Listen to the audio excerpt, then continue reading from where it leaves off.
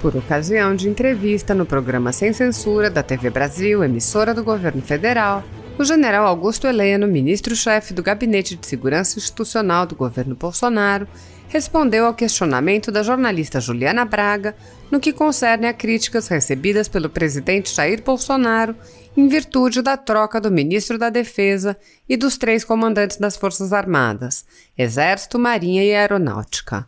O oficial ressaltou: "Eu considero página virada. É uma atribuição do presidente da República. Ele não precisa justificar o ato dele. É uma mudança comum. Não acontece toda hora, mas é comum. Não houve nenhuma violação do posicionamento de qualquer dos comandantes. O general Pujol é colega de turma de academia militar do presidente Jair Bolsonaro." Ademais, ele ressaltou a posição constitucional atribuída ao presidente Jair Bolsonaro de chefe supremo das Forças Armadas. Essas relações sempre acontecem porque isso dá notícia, mas elas não estão fundamentadas na verdade. Vida que segue. A prova é que tivemos já 2 solenidades de passagem de comando com a presença do presidente. Não houve nenhum reflexo na integridade, na união das forças e na subordinação constitucional ao comandante supremo das Forças Armadas, que é o presidente da República. Assim está. Boa noite a todos. General, para manter esse assunto, do Exército, do Dia do Exército, eu queria perguntar para o senhor a respeito das trocas que o presidente Jair Bolsonaro fez recentemente nos comandos das 3 forças. O presidente trocou o ministro da Defesa, nomeou o ministro Braga Neto e com isso também trocou ali os generais, os comandantes das 3 forças. Um dos comandantes trocados foi o general Pujol. E segundo interlocutores do presidente Jair Bolsonaro, o presidente se incomodava com a falta de uma defesa mais clara do governo do presidente Jair Bolsonaro. O que eu queria perguntar para o senhor primeiro é se houve de fato esse incômodo e se isso é motivo para a demissão de um comandante do Exército, e também queria saber se isso deixou alguma fissura na força ou se isso é uma coisa corriqueira, página virada.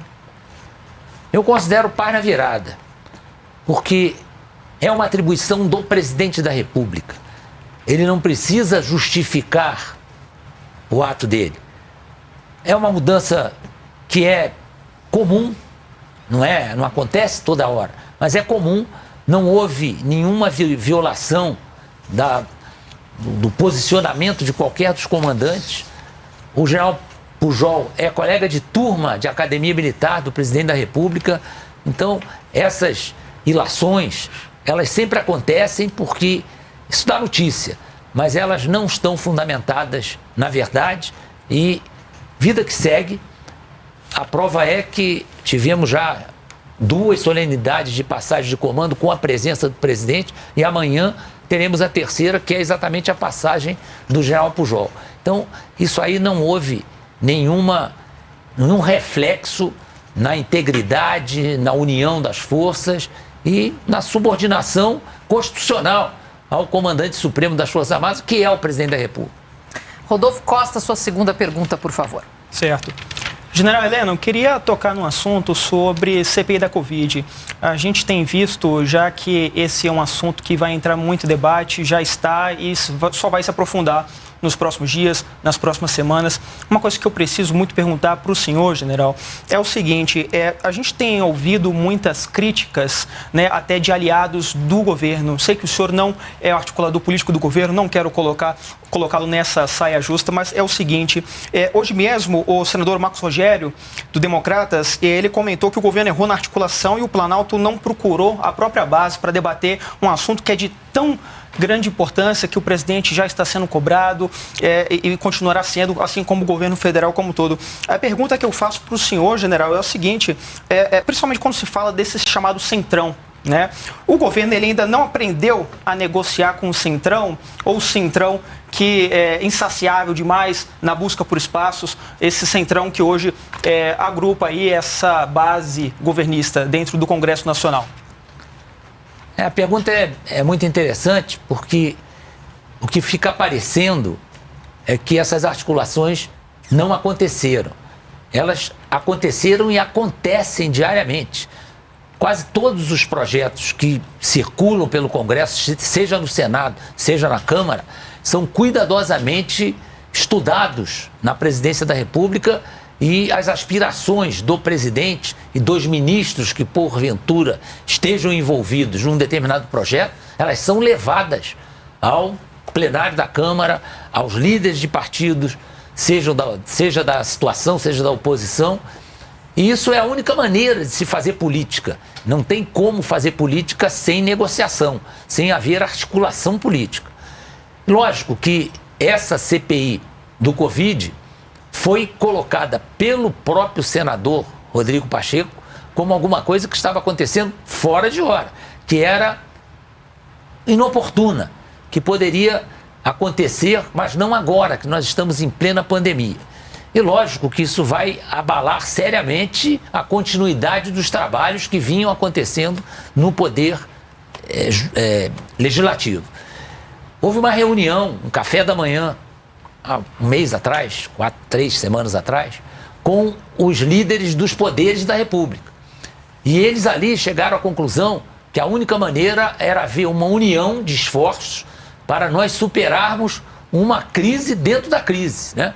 Um aumento exponencial de casos, de mortes, que é difícil você estabelecer se há culpados nisso. Em princípio, não há culpados. A gente não escuta 2, 3 opiniões que sejam coincidentes em relação à pandemia. General, até tinha uma pergunta sobre a CPI da Covid também, mas como a gente começou falando aqui sobre vacina, o senhor disse que já tomou as 2 doses, inclusive, da vacina. Eu queria perguntar para o senhor sabe se o presidente Jair Bolsonaro já tomou a vacina, porque ele aqui no Distrito Federal já poderia ter tomado, tem feito mistério aí se vai tomar ou se não vai tomar, quando vai tomar. Queria saber se o senhor sabe se o presidente se vacinou, se o senhor acha que ele deveria se vacinar e se chegou a o aconselhar nesse sentido. O presidente já definiu a sua posição em relação à vacina. Ele vai tomar quando o último brasileiro for vacinado. Esse é um procedimento que é comum nas Forças Armadas. Você, como comandante, ou você é o primeiro e, pela situação, você prefere servir de exemplo para os demais, ou, diante de uma possibilidade de escassez, eu fico por último, porque eu não vou atrapalhar nenhum dos meus subordinados, eu não vou tirar a vez de nenhum dos meus subordinados. A posição dele foi essa. Tem que ser respeitada a posição dele, né? E ele já definiu que vai se vacinar, mas vai aguardar que ele seja o último a ser vacinado. Esse problema das vacinas é uma coisa que tem sido muito, assim, de uma maneira geral, tratada pela imprensa de uma forma absolutamente injusta e inadequada.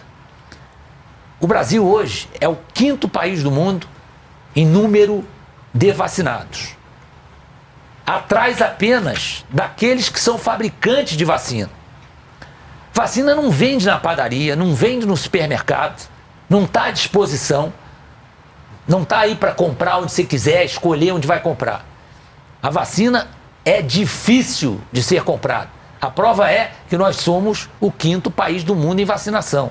Tem vários países que chamam de países de primeiro mundo, países ricos, que não conseguiram atingir o número de vacinados que nós conseguimos. E nós temos promessa de vacina em torno de 500 milhões de doses. Então nós estamos numa situação privilegiada em termos da situação de disponibilidade de vacina no mundo. Demoramos a comprar, como alguns nos acusam. Só que as condições de compra dessas vacinas, às vezes, não são interessantes, porque as exigências do contrato tornam a compra arriscada para o país que resolve bancar. Temos ainda que aguardar o posicionamento da Anvisa em relação às vacinas. Então, eu acho que há uma séria injustiça e uma espécie de terror em cima de número de vacinas que o Brasil tem disponível. Foi anunciado hoje uma grande quantidade de vacinas chegando. Então, é óbvio, nós queríamos que agora estivéssemos totalmente vacinados, mas é impossível. Não é assim que está acontecendo no mundo. O Brasil não é uma exceção. Nós ainda não somos fabricantes de vacina. Provavelmente, em curto prazo, seremos, mas hoje não somos fabricantes de vacina. Então, é preciso ter a consciência de que, desde o início, o governo se propôs a comprar vacinas, trazer para o Brasil. Se não aconteceu, é porque outros motivos impediram. Mas a disponibilidade, a necessidade, a presteza para conseguir essa vacina, isso aconteceu.